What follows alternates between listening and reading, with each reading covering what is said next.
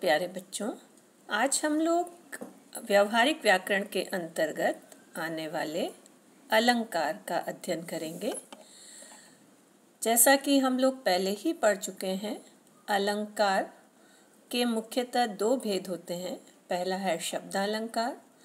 शब्दालंकार के तीन भेद, अनुप्रास अलंकार, यमक अलंकार और श्लेष अलंकार के बारे में हम पहले पढ़ चुके हैं। आज हम अलंकार के दूसरे भेद, अर्थालंकार के बारे में सीखेंगे। अर्थालंकार किसे कहते हैं, उसके कितने भेद हैं, आज हम इसके बारे में ही जानकारी प्राप्त करेंगे। तो आइए हम लोग पहले सीखते हैं कि अर्थालंकार किसे कहते हैं, अर्थालंकार क्या होता है। जिस अलंकार में अर्थ के माध्यम से काव्य में चमत्कार उत्पन्न होता है वहाँ अर्थालंकार होता है। दूसरे शब्दों में, जब किसी काव्य या छंद को अर्थों के आधार पर सजाया जाए तो ऐसे अलंकार को अर्थालंकार कहते हैं। ठीक है, हम लोगों ने शब्दालंकार में सीखा था कि वहाँ पर शब्द के प्रयोग के द्वारा चमत्कार उत्पन्न हो रहा था, सुंदरता आ रही थी। अर्थालंकार में क्या है, जहाँ पर शब्द के अर्थ के द्वारा काव्य की शोभा बढ़ती है या काव्य की सुंदरता बढ़ती है, वहाँ पर अर्थालंकार होता है। आइए अर्थालंकार के भेद देखते हैं। अर्थालंकार के मुख्यतः 5 भेद हैं। पहला है उपमा अलंकार, दूसरा है रूपक अलंकार, तीसरा है उत्प्रेक्षा अलंकार, चौथा है अतिशयोक्ति अलंकार और पांचवा है मानवीकरण अलंकार। ठीक है, तो अर्थालंकार के 5 भेद हैं। उपमा अलंकार, रूपक अलंकार, उत्प्रेक्षा अलंकार, अतिशयोक्ति अलंकार और मानवीकरण अलंकार। तो आइए अब एक एक करके अर्थालंकार के इन भेदों के बारे में जानकारी प्राप्त करते हैं। पहला है उपमा अलंकार। तो उपमा अलंकार किसे कहते हैं, जब किन्हीं दो वस्तुओं के गुण, आकृति, स्वभाव आदि में समानता दिखाई जाए या दो भिन्न वस्तुओं की तुलना की जाए, वहाँ उपमा अलंकार होता है। ठीक है, जहाँ पर जिस काव्य पंक्ति में किन्हीं दो व्यक्तियों या वस्तुओं की तुलना की जाती है, उनमें वहाँ पर उपमा अलंकार पाया जाता है। ठीक है, तो उपमा अलंकार के कौन कौन से भेद हैं, कौन कौन से अंग हैं। उपमा अलंकार के 4 अंग होते हैं। उपमेय, उपमेय मतलब जिस वस्तु की तुलना की जाती है उसे उपमेय कहते हैं। दूसरा है उपमान, जिस वस्तु या व्यक्ति से तुलना की जाती है उसे उपमान कहते हैं। और अगला है साधारण धर्म। ठीक है, वह गुण जिस गुण को लेकर दोनों के बीच, उपमेय और उपमान के बीच तुलना की जाती है उसे कहते हैं साधारण धर्म। और चौथा है वाचक शब्द। वाचक शब्द होता है जिस शब्द के माध्यम से उपमेय और उपमान के बीच तुलना की जाए उसे कहते हैं वाचक शब्द। ठीक है, उपमेय जिस व्यक्ति या वस्तु की तुलना की जाए, उपमान जिस व्यक्ति या वस्तु से तुलना की जाए, साधारण धर्म जिस गुण के बारे में तुलना की जाए, और वाचक शब्द जिस शब्द के माध्यम से तुलना की जाए। तो आइए अब इनको हम उदाहरणों के द्वारा समझते हैं। उदाहरण के लिए पंक्ति लेते हैं। सागर सा गंभीर हृदय हो, गिरि सा ऊंचा हो जिसका मन। ठीक है, तो यहाँ पर एक ऐसे व्यक्ति के बारे में बात की जा रही है जिसके हृदय के बारे में कहा गया है कि वो सागर के समान गंभीर है, और मन के बारे में कहा गया है कि वो पर्वत के समान ऊंचा है। तो यहाँ पर इस उदाहरण में उपमेय क्या है? जिस चीज की तुलना की जा रही है। तो यहाँ पर किस चीज की तुलना की जा रही है? यहाँ पर हृदय और मन की तुलना की जा रही है। तो उपमेय क्या होगा? हृदय और मन। इस उदाहरण में उपमेय है हृदय और मन। ठीक है। अब हृदय की तुलना की जा रही है सागर के साथ, और मन की तुलना की जा रही है पर्वत के साथ। तो उपमान होगा सागर और पर्वत। ठीक है। तो वाक्य या काव्य में उपमेय की जिस प्रसिद्ध वस्तु से तुलना की जा रही हो वह उपमान कहलाता है। ये हम पहले समझ चुके हैं। तो जो अभी उदाहरण हमने लिया, सागर सा गंभीर हृदय हो। ठीक है। तो यहाँ पर हृदय की तुलना सागर से की गई है। तो सागर क्या हुआ? उपमान हुआ। और गिरि सा ऊंचा हो जिसका मन, यहाँ मन की तुलना किससे की गई है? पर्वत से, गिरि से। तो गिरि क्या हुआ? उपमान हुआ। ठीक है। तो जिसकी तुलना की जाए उपमेय, जिससे की जाए उसे उपमान कहते हैं। अब साधारण धर्म। ठीक है। साधारण धर्म में जैसा मैंने पहले बताया, साधारण धर्म उपमान और उपमेय में समानता का धर्म होता है। अर्थात जो गुण उपमान और उपमेय दोनों में हो, जिससे उन दोनों की तुलना की जा रही हो, वही साधारण धर्म कहलाता है। ठीक है। तो ये जो अभी हम लोगों ने उदाहरण दिया था, इसमें सागर सा गंभीर हृदय हो, तो इसमें किस गुण के बारे में बताया गया है? गंभीरता के बारे में।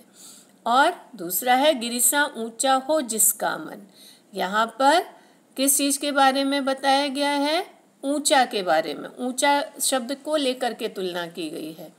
तो यहाँ पर गंभीर और ऊंचा साधारण धर्म है। अब है वाचक शब्द।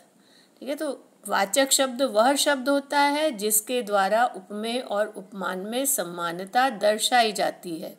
ठीक है। अब अगर हम यही उदाहरण लेते हैं तो इसमें सागर सा शब्द के से समानता दर्शाई गई है। दूसरे में गिरिसा, इसमें भी सा शब्द से समानता दर्शाई गई है। तो वाचक शब्द क्या है? सा। ठीक है। जिस शब्द के द्वारा समानता दिखाई जाती है उसे वाचक शब्द कहते हैं। तो जो उदाहरण हमने लिया सागर सा, तो इसमें सा वाचक शब्द है, और गिरिसा उसमें सा वाचक शब्द है। आइए उपमा अलंकार को हम कुछ और उदाहरणों के द्वारा देखते हैं। अगला उदाहरण, मुख चंद्रमा सा सुंदर है। ठीक है। तो इसमें चेहरे, मुख की तुलना चंद्रमा से की गई है। और अगर हम इस पर उपमेय, उपमान, साधारण धर्म, वाचक शब्द पर नजर डालें तो किसकी तुलना की गई है? मुख की तुलना। तो इसमें उपमेय क्या है? मुख। ठीक है। और किससे तुलना की गई है? चंद्रमा से। तो उपमान क्या है? चंद्रमा। साधारण धर्म, जिस गुण को लेकर के तुलना की गई है, तो यहाँ पर साधारण धर्म है सुंदर, और समानता दर्शाने वाला शब्द क्या है? सा, चंद्रमा सा। ठीक है। तो यहाँ पर चेहरे की तुलना चांद से की गई है। इस वाक्य में मुख उपमेय है, चंद्रमा उपमान है, सुंदर साधारण धर्म है, एवं सा वाचक शब्द है।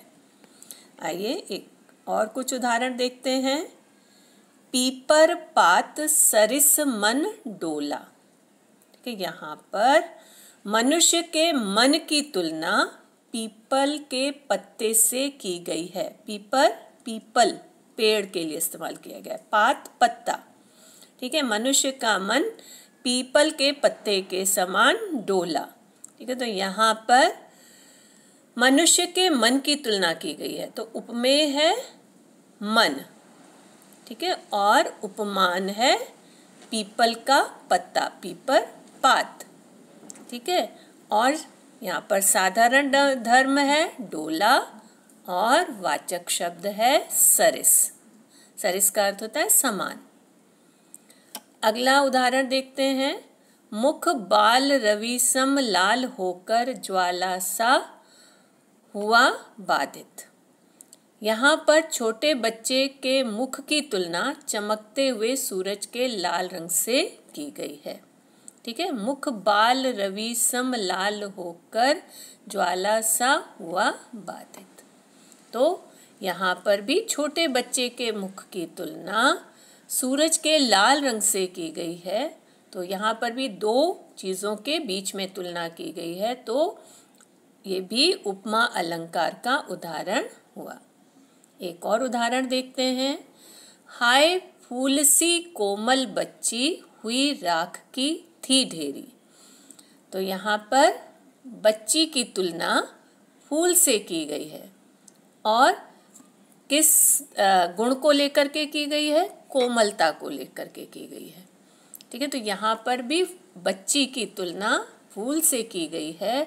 तो ये भी तुलना, क्योंकि दो चीज़ों के बीच में तुलना हुई है, तो ये उदाहरण भी उपमा अलंकार का ही उदाहरण होगा, ठीक है। जहाँ पर दो व्यक्तियों वस्तुओं की तुलना की जाती है, वो उदाहरण उपमा अलंकार का उदाहरण होता है।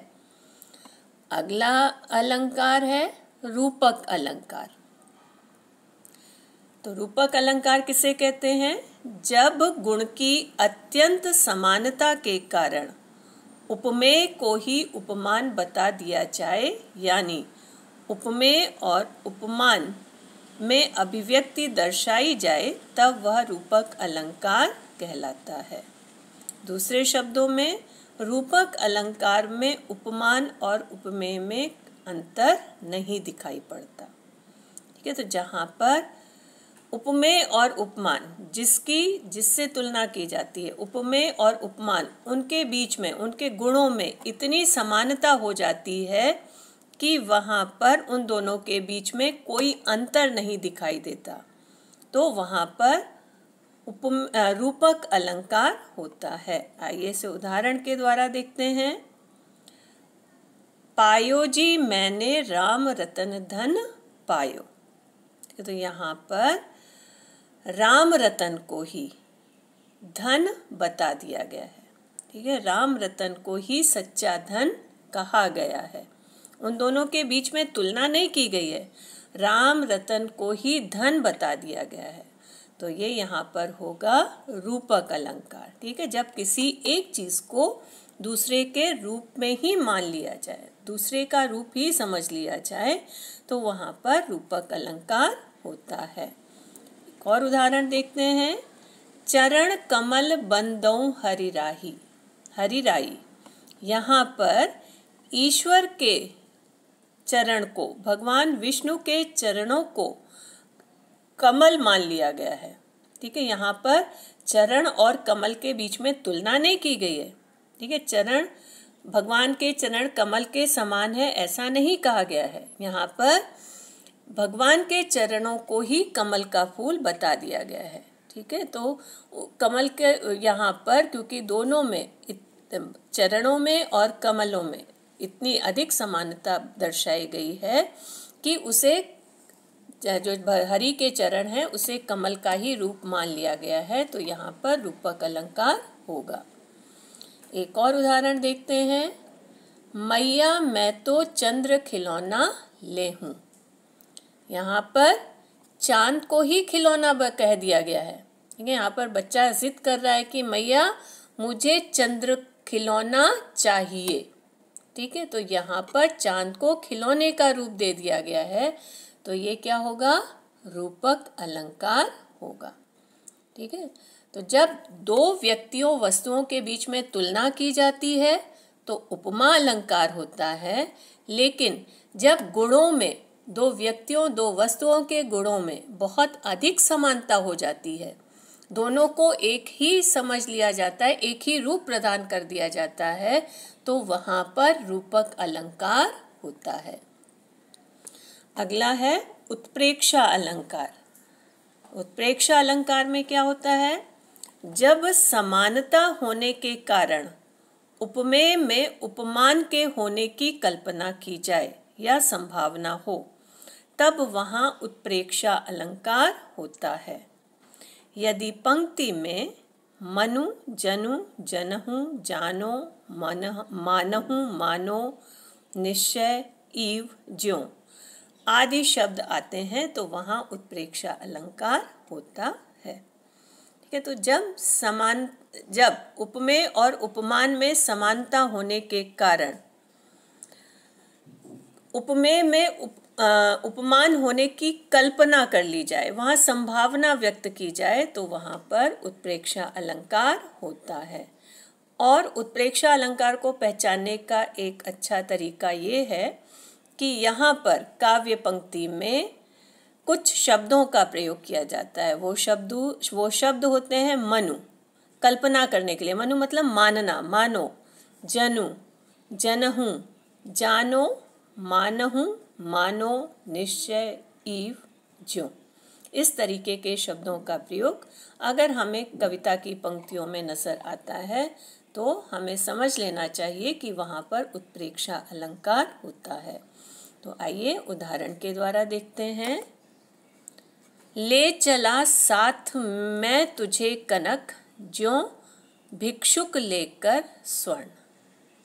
ठीक है, तो यहाँ पर कवि कह रहा है कि वो अपने साथ कनक, यहाँ पर धतूरा है, कनक को इस तरीके से लेकर के जा रहा है मानो वो सोने को, स्वर्ण को साथ लेकर, मानो कोई भिक्षु स्वर्ण को साथ लेकर के जा रहा हो।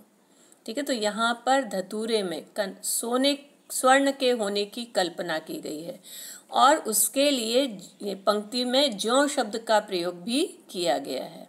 तो यहाँ पर उत्प्रेक्षा अलंकार होगा। ठीक है, तो दिए गए उदाहरण में जैसा कि आप देख सकते हैं, कनक का अर्थ धतूरा है। कवि कहता है कि वो धतूरे को ऐसे ले चला मानो कोई भिक्षु सोना ले जा रहा हो। अगला उदाहरण एक देखते हैं। नेत्र मानो कमल है। ठीक है, तो यहाँ पर अगर हम ध्यान से देखें तो यहाँ पर नेत्र उपमेय, कमल उपमान होने की कल्पना की जा रही है। ठीक है, उपमेय के उपमान होने की कल्पना की जा रही है और कल्पना करने के लिए मानो शब्द का प्रयोग भी किया जा रहा है। ठीक है, तो जहाँ पर उपमेय की उपमान होने की कल्पना की जाए वहाँ पर उत्प्रेक्षा अलंकार होता है। ठीक है, और इसको पहचानने के लिए भी मैंने बताया, जैसे कुछ शब्द हैं जिनु, ज्यों, जानहु, मानहु, मानो, निश्चय, ईव, इन शब्दों का प्रयोग किया जाता है। तो यहाँ पर मानो शब्द का प्रयोग हुआ, एक पहचान। दूसरी, नेत्र उपमेय है, उसके लिए क्या कल्पना किया जा रहा है, मानो वो कमल है। तो यहाँ पर उत्प्रेक्षा अलंकार होगा। अगला उदाहरण देखते हैं। अगला उदाहरण है अतिशयोक्ति अलंकार। ठीक है, जब किसी वस्तु, व्यक्ति आदि का वर्णन बहुत बढ़ा चढ़ा कर किया जाए तब वहाँ पर अतिशयोक्ति अलंकार होता है। ठीक है, जैसा संभव नहीं, ऐसी चीज़ों को, ऐसी वस्तुओं को इतना ज़्यादा बढ़ा चढ़ा दिया जाता है जितना संभव नहीं होता। ठीक है, तो ये समझना चाहिए किसी चीज़ के बारे में ज़रूरत से ज़्यादा या बहुत ज़्यादा बढ़ा चढ़ा के वर्णन करना अतिशयोक्ति अलंकार होता है। इस अलंकार में नामुमकिन तथ्य बोले जाते हैं। ऐसी चीज़ें इसमें अलंकार में हमें देखने को मिलती हैं जैसा संभव नहीं है। ठीक है, जो हम यथार्थ में नहीं देख सकते, ऐसी कल्पना इन पंक्तियों में हमें नजर आती है। उदाहरण देखते हैं। आगे नदियाँ पड़ी अपार, घोड़ा कैसे उतरे पार, राणा ने सोचा इस पार, तब तक चेतक था उस पार। ठीक है, ऊपर दी गई पंक्ति में बताया गया है कि महाराणा प्रताप के सोचने की क्रिया खत्म होने से पहले चेतक ने नदी पार कर दी। ठीक है। कविता की पंक्ति में क्या बताया गया, आगे नदियाँ पड़ी अपार, बहुत बड़ी विशाल नदी जिसका पार नहीं है, इतनी बड़ी नदी सामने है, इतनी बड़ी नदी को घोड़ा कैसे पार करे। राणा ने इधर सोचा ही था, तब तक चेतक राणा के घोड़े का नाम, चेतक नदी पार भी कर गया। ठीक है, यहाँ सोचने की क्रिया संपन्न नहीं हुई, तब तक घोड़ा नदी पार कर गया। तो यहाँ पर चीज को बहुत बढ़ा चढ़ा करके कहा गया है, तो ये अतिशयोक्ति अलंकार का उदाहरण होगा। अगला उदाहरण है अगला भेद है मानवीकरण अलंकार। तो मानवीकरण अलंकार मतलब किसी जब प्राकृतिक वस्तुओं जैसे पेड़ पौधे बादल आदि में मानवीय भावनाओं का वर्णन हो, यानी निर्जीव जीवों में सजीव होना दर्शाया जाए, तब वहाँ मानवीकरण अलंकार आता है। ये जो प्रकृति में दिखने वाली चीज़ें हैं उनमें यदि हम मानवीय भावों को, मानवीय भावनाओं को दर्शाने लगते हैं, या जो निर्जीव वस्तुएं हैं उनको हम सजीव के तौर पर दर्शाने लगते हैं, तो वहाँ पर मानवीकरण अलंकार होता है। आइए मानवीकरण अलंकार को उदाहरण के द्वारा समझते हैं। उदाहरण देखिए, फूल हंसे कलियां मुस्काई। ठीक है, फूल हंसे कलियां मुस्काई मतलब फूल हंसे और कलियां मुस्काई। तो हंसना और मुस्कुराना ये क्रियाएं हैं, ये क्रियाएं प्रकृति में फूलों में कलियों में देखने को नहीं मिलती। ठीक है, ये मनुष्यों में देखने को मिलती हैं। तो यहाँ पर हमने जो मनुष्यों की भावनाएं या क्रियाएं हैं ये किस में दर्शाई हैं, प्राकृतिक चीज़ों में, फूलों में कलियों में दर्शाई हैं। तो यहाँ पर मानवीकरण अलंकार होगा। तो आइए नजर डालते हैं। उदाहरण में दिया गया है कि फूल हंस रहे हैं एवं कलियां मुस्कुरा रही हैं। हम जानते हैं कि हंसने एवं मुस्कुराने की क्रियाएं केवल मनुष्य ही कर सकते हैं, प्राकृतिक चीजें नहीं। ठीक है, हंसना मुस्कुराना मनुष्य की भावनाएं हैं, वो हम करते हैं, लेकिन उदाहरण में फूलों को हंसते हुए और कलियों को मुस्कुराते हुए दर्शाया गया है। ठीक है, तो उनको मानवीय भावनाओं से सजाया गया है, इसलिए यहाँ पर मानवीकरण अलंकार होगा। अगला उदाहरण देखते हैं। मेघ आए बड़े बन ठन के संवर के, बनना ठनना मतलब सजना। ठीक है, तो बादल अच्छी तरह से सज धज के तैयार होकर के आए। ठीक है, तो सजना संवरना ये कौन करता है, मनुष्य करते हैं ना। तो यहाँ पर बादलों को मनुष्यों की तरह मनुष्यों की तरह दिखाया गया है। ठीक है, वहाँ पर बादलों के बारे में ये बताया गया है कि बादल बड़े सज कर आए, कि ये क्रियाएं किसकी होती हैं, मनुष्यों की होती हैं, बादलों की नहीं होती। तो यहाँ पर मनुष्यों की क्रियाएं करते हुए बादलों को दिखाया गया है, इसलिए यहाँ पर ये मानवीकरण अलंकार होगा। तो जब प्राकृतिक वस्तुओं में मानवीय भावनाओं को दर्शाया जाता है तो वहाँ पर मानवीकरण अलंकार होता है। तो बच्चों, आज हमने अर्था अलंकार के 5 भेदों के बारे में पढ़ा। अर्था अलंकार के जो 5 भेद हैं, उपमा अलंकार, रूपक अलंकार, उत्प्रेक्षा अलंकार, अतिशयोक्ति अलंकार और मानवीकरण अलंकार। ठीक है, तो उपमा अलंकार में जब 2 व्यक्तियों या वस्तुओं की तुलना की जाती है तो वहाँ पर उपमा अलंकार होता है। रूपक अलंकार जब उपमेय और उपमान के गुणों में 2 व्यक्ति या वस्तुओं के गुणों में बहुत अधिक समानता होने के कारण दोनों को एक ही रूप दे दिया जाता है, तो रूपक अलंकार होता है। उत्प्रेक्षा अलंकार जब उपमेय में उपमान होने की कल्पना की जाती है और कल्पना करने के लिए ज्यों, जानहु, मानहु, मानो ऐसे शब्दों का प्रयोग किया जाता है, तो वहाँ पर उत्प्रेक्षा अलंकार होता है। ठीक है, चौथा उदाहरण था चौथा भेद था अतिशयोक्ति अलंकार, जहाँ पर चीज़ों को बहुत ज़्यादा बढ़ा चढ़ा करके दर्शाया जाता है, वहाँ अतिशयोक्ति अलंकार होता है। और 5वां भेद है मानवीकरण अलंकार। कि जब प्राकृतिक चीज़ों को मानवीय भावों के साथ दर्शाया जाता है तो वहाँ पर मानवीकरण अलंकार होता है। तो बच्चों, मैं आशा करती हूँ कि आपको अलंकार अच्छी तरीके से समझ में और पहचानने के लिए आ गए होंगे। धन्यवाद।